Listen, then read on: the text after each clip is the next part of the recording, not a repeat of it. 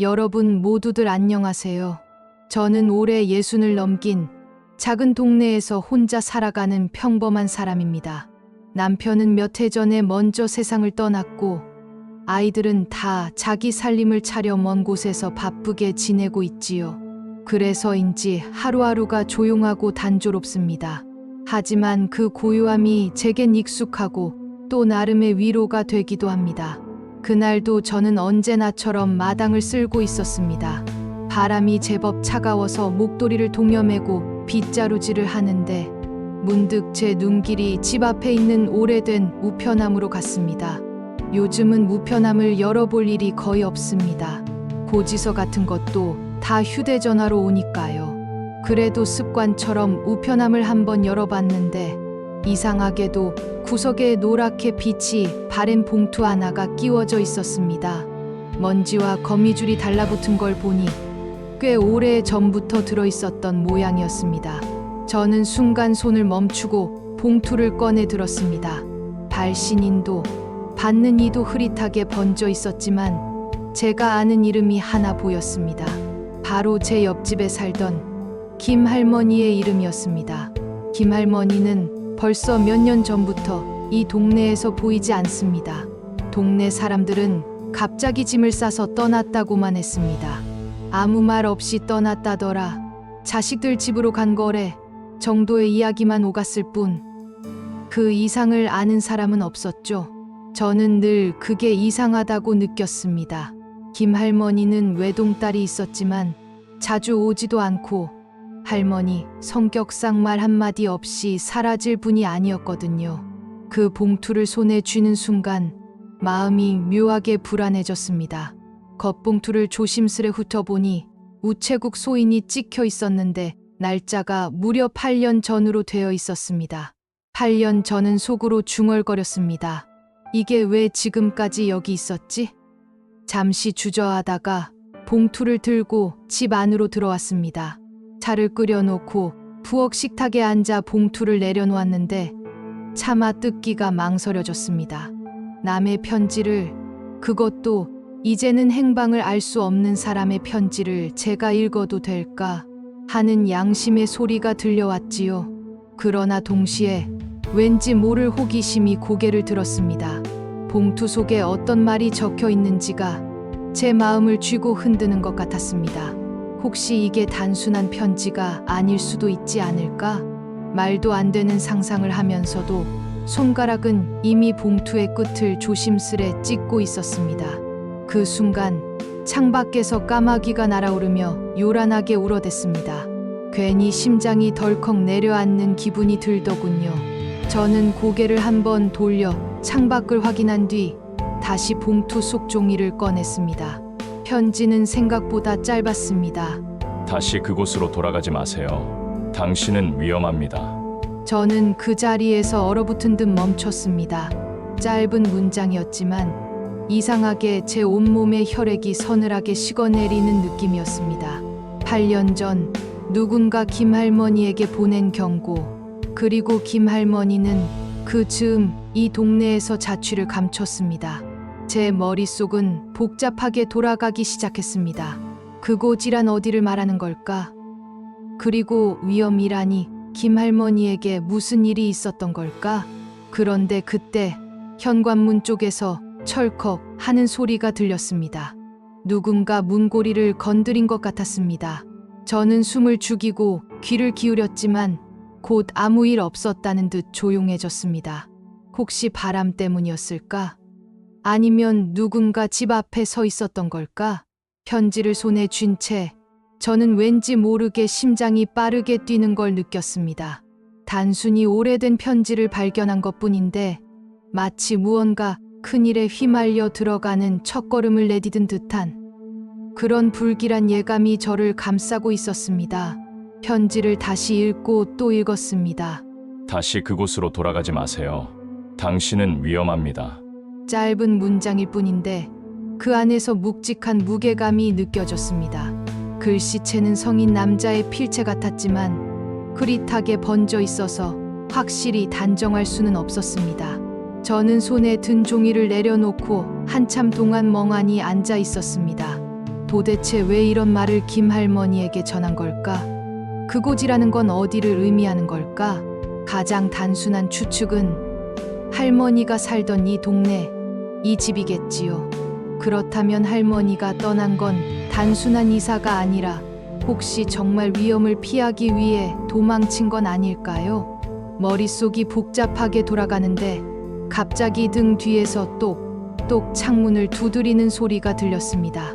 저는 너무 놀라서 벌떡 일어나 창문 쪽을 향했지요. 그러나 창밖에는 바람에 흔들리는 감나무 가지밖에 보이지 않았습니다.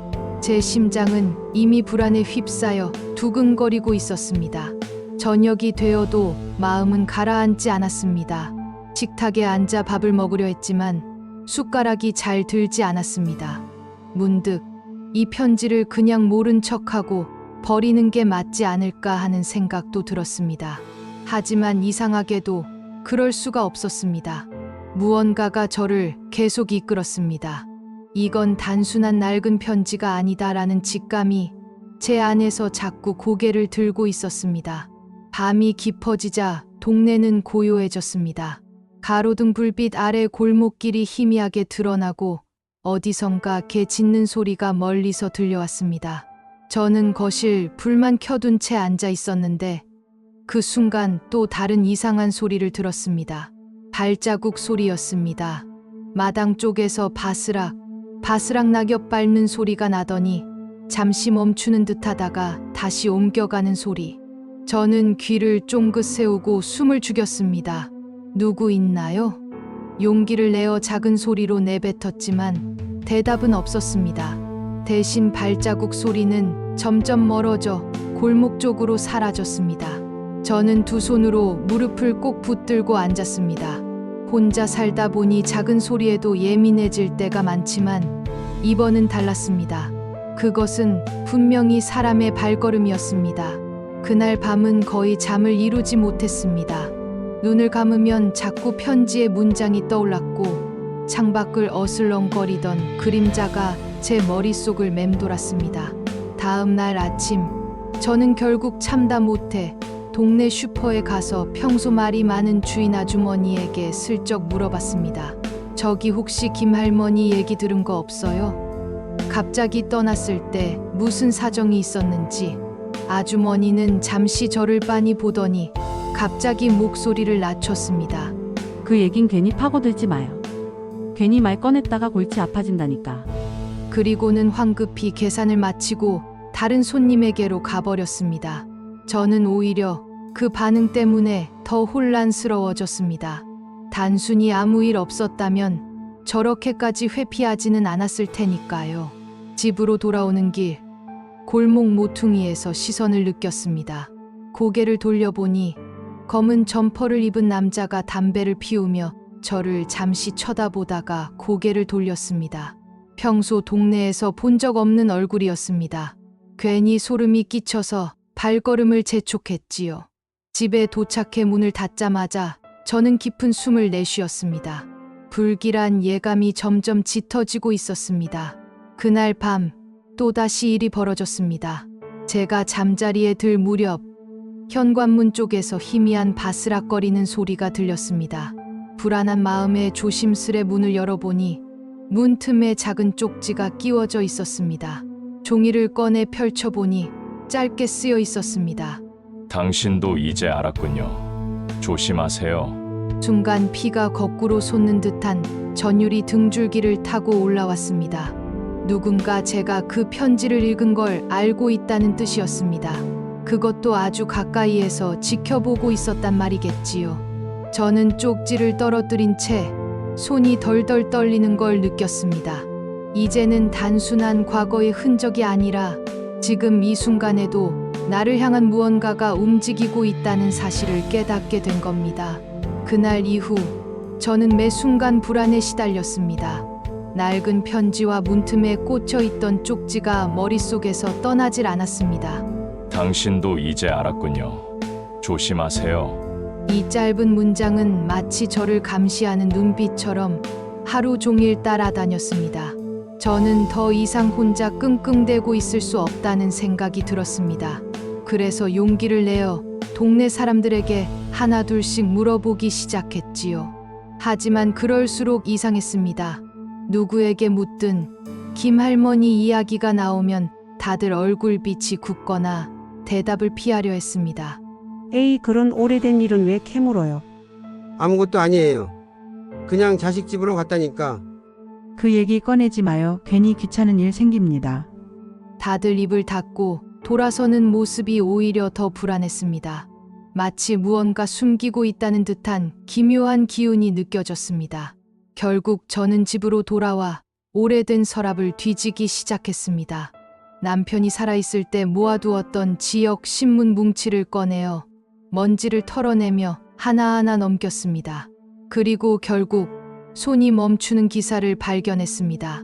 기사에는 주민 한 명이 행방불명되었고 목격자는 단 한 사람이라는 짧은 글이 적혀 있었습니다. 날짜는 8년 전, 편지가 발송된 시기와 정확히 일치했습니다. 그리고 목격자의 이름, 분명히 제 옆집 김할머니였습니다. 저는 등골이 서늘해졌습니다. 그렇다면 할머니는 단순히 이사를 간 게 아니라 그 사건에 휘말려 사라진 것이 아닐까? 편지 속 그곳으로 돌아가지 마세요라는 경고는 바로 이 사건과 관련된 것이었을지도 모릅니다. 그날 저녁 집 앞에 서서 골목을 바라보는데 문득 한쪽 담벼락에 종이가 붙어 있는 걸 보았습니다. 가까이 다가가 떼어보니 놀랍게도 또 다른 쪽지였습니다. 이제 멈추세요. 더 알면 당신도 사라질 겁니다. 제 손이 덜덜 떨렸습니다. 이제는 누군가 분명히 저를 겨냥하고 있었습니다. 그날 밤 저는 더 이상 참을 수 없었습니다. 경찰에 전화를 걸어 지금까지 있었던 일을 이야기했지요. 하지만 돌아온 대답은 차가웠습니다. 아주머니, 오래된 편지랑 쪽지 몇 장으로는 수사를 진행할 수가 없습니다. 혹시 장난 아닐까요? 제가 아무리 호소해도 경찰은 대수롭지 않게 넘어갔습니다. 결국 저 혼자 이 진실을 파헤칠 수밖에 없다는 사실에 오히려 더 두려움이 밀려왔습니다. 며칠 뒤 저는 다시 김 할머니의 집 앞에 섰습니다. 창문은 먼지로 가득했고 마당에는 잡초가 무성했습니다. 몇 년간 아무도 들어오지 않은 집 같았습니다. 하지만 어쩐지 안쪽에서 누군가 지켜보고 있는 듯한 느낌이 들어 발걸음을 떼지 못했습니다. 그때였습니다. 뒤에서 누군가 제 어깨를 툭 치는 순간 저는 거의 비명을 지를 뻔했습니다. 고개를 돌려보니 동네에 노인 한 분이 서 계셨습니다. 할머니와 친했던 분이었지요. 그분은 낮은 목소리로 속삭였습니다. 그 집 일에 더는 관여하지 마요. 괜히 손댔다가 당신도 똑같이 될 수 있어요. 똑같이 된다니요? 무슨 말씀이세요?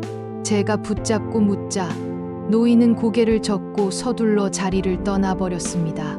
그 한마디가 제 마음속에 깊은 의문을 심어놓았습니다. 도대체 똑같이 된다는 건 무슨 뜻일까요? 그날 밤 저는 잠을 이루지 못했습니다. 계속해서 창밖을 살폈습니다. 그런데 새벽녘 이상한 장면을 목격했습니다. 김할머니의 집 앞에 검은 점퍼 차림의 남자가 서 있었습니다. 가로등 불빛에 그의 그림자가 길게 늘어져 있었습니다. 그는 한참 동안 집 안을 바라보다가 느릿하게 골목을 빠져나갔습니다. 저는 커튼 뒤에 숨어 그 모습을 끝까지 지켜봤습니다. 심장이 미친 듯이 뛰고 있었습니다. 저 사람이 쪽지를 남긴 건 아닐까? 그가 김할머니의 사라짐과도 관련 있는 건 아닐까? 아침이 되고 나서도 그 불안감은 사라지지 않았습니다. 차라리 모른 척할 수도 있었을 텐데 이제는 돌이킬 수 없게 된 느낌이었습니다. 편지 한 장에서 시작된 일이 이제는 저를 완전히 끌어들이고 있었습니다. 그리고 저는 직감했습니다. 곧 이 동네의 오래된 어둠이 제 눈앞에 드러나게 될 거라는 것을. 며칠 동안 저는 거의 잠을 이루지 못했습니다. 낮에는 이웃들의 싸늘한 시선을, 밤에는 창밖 어둠 속에서 들려오는 낯선 발자국을 견뎌야 했지요. 더 이상 이렇게 두려움 속에서만 살 수 없다는 생각이 들었습니다. 그래서 결국 결심을 했습니다. 김 할머니의 집 안으로 들어가 보기로요. 낮에 보면 평범한 빈집 같지만 밤이면 늘 어딘가 음산한 기운이 감도는 그 집. 잡초가 무성한 마당을 지나 현관 앞에 섰을 때 제 손은 식은땀으로 젖어 있었습니다. 문고리를 돌리자 오래된 철문이 삐걱거리며 열렸습니다. 안은 상상했던 것보다 훨씬 어수선했습니다. 먼지가 쌓여 있고 가구는 덮개로 덮여 있었으며 식탁 위에는 떠난 지 오래된 듯 곰팡이가 핀 찻잔이 그대로 놓여 있었습니다. 서둘러 떠났다는 말이 사실이었습니다. 하지만 단순한 이사라면 이렇게 흔적을 방치했을 리가 없지요. 저는 거실을 둘러본 뒤 천천히 안쪽 방으로 발걸음을 옮겼습니다. 낡은 장롱, 접힌 이불, 그리고 벽 한쪽에 걸린 작은 달력이 있었습니다. 날짜는 8년 전 여름에 멈춰 있었고 그 날짜 위에는 빨간 펜으로 동그라미가 그려져 있었습니다. 심장이 쿵 내려앉았습니다. 그 날짜가 바로 김 할머니가 사라졌던 시기였습니다. 저는 본능적으로 방 구석을 뒤지기 시작했습니다. 그러다 벽장 깊숙한 곳에서 낡은 상자를 발견했습니다. 상자 안에는 오래된 수첩과 몇 장의 흑백 사진이 들어 있었습니다. 수첩을 펼쳐보니 김 할머니의 필체로 이런 글이 적혀 있었습니다. 나는 봤다. 그날 밤 골목에서 그들이 무엇을 했는지. 내가 입을 다물지 않으면 나까지 위험하다. 하지만 침묵하며 양심이 허락하지 않는다. 저는 눈을 크게 뜨고 그 글을 읽었습니다. 할머니가 목격한 건 분명 범죄였습니다. 그리고 그 때문에 위협을 받았던 거겠지요. 사진 몇 장도 그날 밤의 흔적을 담고 있었습니다. 골목길, 낯선 남자의 뒷모습, 그리고 흐릿하게 찍힌 무언가를 옮기는 장면. 저는 손에 힘이 빠져 사진을 떨어뜨렸습니다. 그 순간 집안 어딘가에서 삐걱 하는 소리가 들렸습니다. 누군가 이 집 안에 있었습니다. 저는 숨을 죽이고 귀를 기울였습니다. 천천히, 아주 천천히 발소리가 다가오고 있었습니다. 제 심장은 귀 옆에서 울리는 북소리처럼 요동쳤습니다. 저는 본능적으로 벽장 안으로 몸을 숨겼습니다. 어둠 속에서 제 숨소리조차 들키지 않으려 애써 참았습니다. 잠시 후 현관문이 삐걱 열리며 발걸음 소리가 더 분명해졌습니다. 낯선 남자의 거친 숨소리. 그는 방 안으로 들어와 제 바로 앞 수첩이 놓인 바닥을 살펴보는 듯했습니다. 여기까지 냄새 맡고 들어올 줄은 몰랐네. 낮고 거친 목소리가 어둠 속에서 울려 퍼졌습니다. 저는 온몸이 굳어 움직일 수 없었습니다. 그는 천천히 방 안을 둘러보며 무언가를 찾는 듯했지요. 그리고 마침내 제 숨은 자리를 향해 발걸음을 옮겨왔습니다. 손잡이가 끼익 하고 움직이는 순간 제 비명이 터져 나올 뻔했습니다. 그런데 바로 그때 집 밖에서 사이렌 소리가 요란하게 울려 퍼졌습니다. 파란 불빛이 창문 틈으로 스며들었습니다. 남자는 욕설을 내뱉으며 급히 창문을 열고 뛰어내려 도망쳤습니다. 저는 벽장 문을 밀치고 쓰러지듯 나왔습니다. 다리에 힘이 풀려 바닥에 주저앉았지요. 잠시 후 경찰이 들이닥쳤습니다. 아주머니, 괜찮으세요? 저는 떨리는 목소리로 수첩과 사진을 가리켰습니다. 이게 여기 있어요. 김 할머니가 남긴 거예요. 경찰들은 그것들을 조심스레 회수했습니다. 이제야 증거가 나왔군요. 이 사건 다시 수사에 들어가겠습니다. 저는 눈물이 왈칵 쏟아졌습니다. 두려움과 안도감이 한꺼번에 몰려왔습니다. 이제는 혼자가 아니라는 생각이 들었기 때문입니다. 창밖을 바라보니 아직도 골목 어딘가에 어둠이 도사리고 있는 듯했습니다. 하지만 이번엔 더 이상 제가 홀로 마주해야 할 그림자가 아니었습니다. 경찰이 집 안을 수색하는 동안 저는 여전히 손이 떨려 의자에 앉아 있었습니다.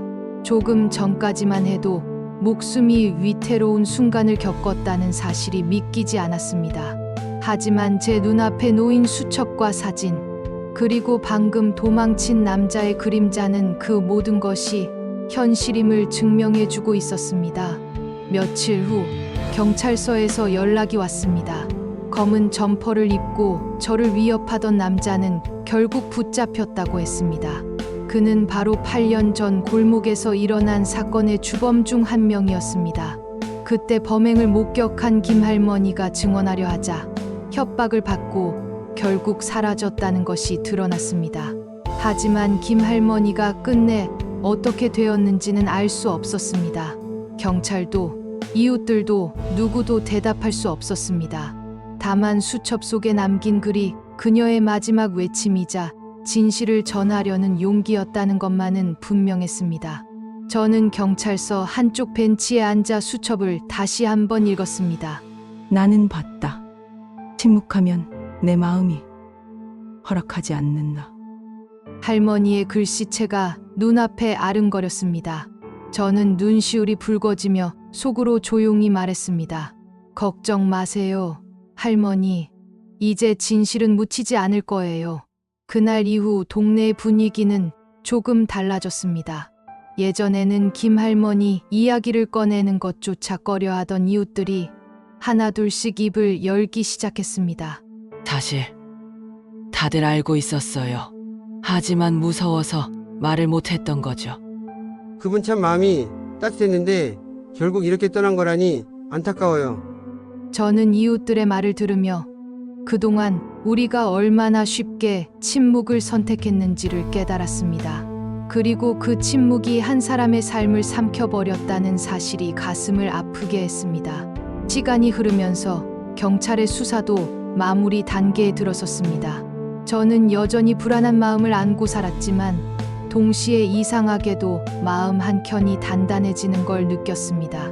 혼자였던 제가 결국 끝까지 버텨냈고 진실을 드러내는데 작은 힘이 남아 보탰으니까요. 어느 저녁 마당에서 하늘을 올려다보는데 문득 김할머니의 미소가 떠올랐습니다. 늘 손에 장바구니를 들고 제게 살갑게 인사하던 모습, 담장 너머로 감 몇 개를 건네주시던 그 따뜻한 눈빛. 저는 중얼거렸습니다.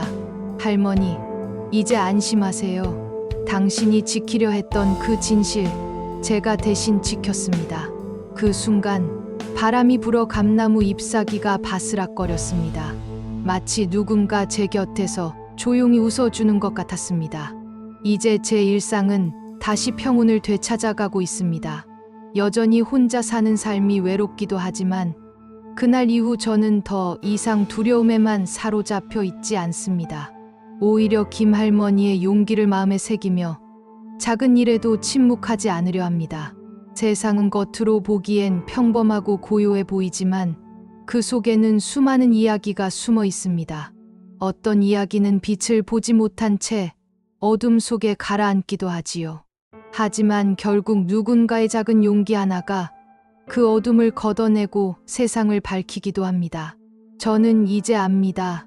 편지 한 장이 제 삶을 바꿔놓았듯 우리 모두의 목소리와 행동이 누군가의 삶을 구할 수 있다는 것을요. 따뜻한 차를 한 잔 내려놓고 저는 오늘도 우편함을 열어봅니다. 혹시 또다시 낡은 편지가 들어있을까? 잠시 두근거리는 마음으로요. 하지만 이제는 두렵지 않습니다. 그 편지가 무엇을 전하든 저는 당당히 마주할 수 있을 테니까요. 오늘 짧지만 강렬했던 제 이야기를 들어주셔서 대단히 고맙습니다. 여러분의 인생에 한 줌의 용기가 피어나길 바라며 이만 물러가겠습니다. 행복하시고 평온한 하루 보내시기 바랍니다.